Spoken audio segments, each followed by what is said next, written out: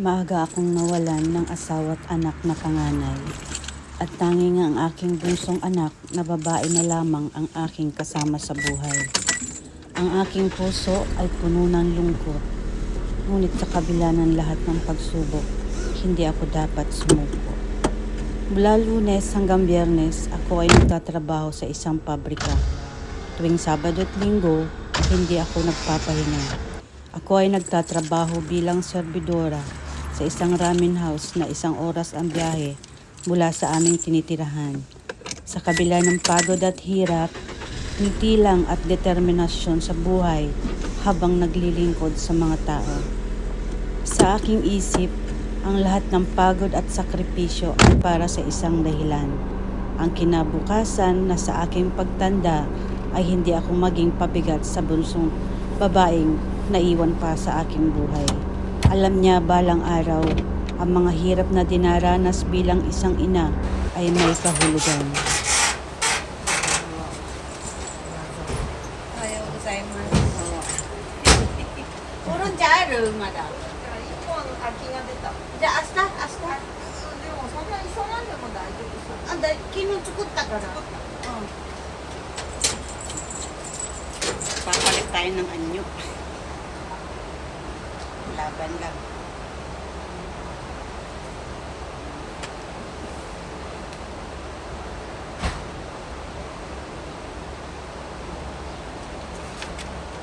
Time card muna tayo.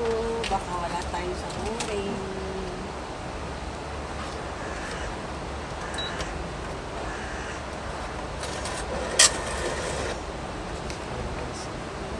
Ilang araw din naman ako. Bali 3 to 4 hours lang sideline nila. Tagahugas ng plato, taga-serve, tagakuha ng order. Kailangan natin mag-apron. So, delikado yung trabaho. Baka mabuhusan tayo ng sabaw. Mainit.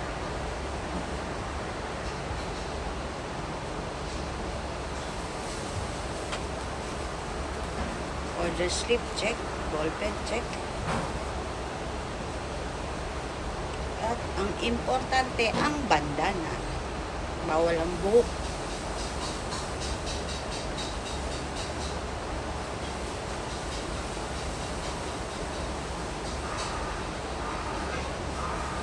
See you guys. Bye.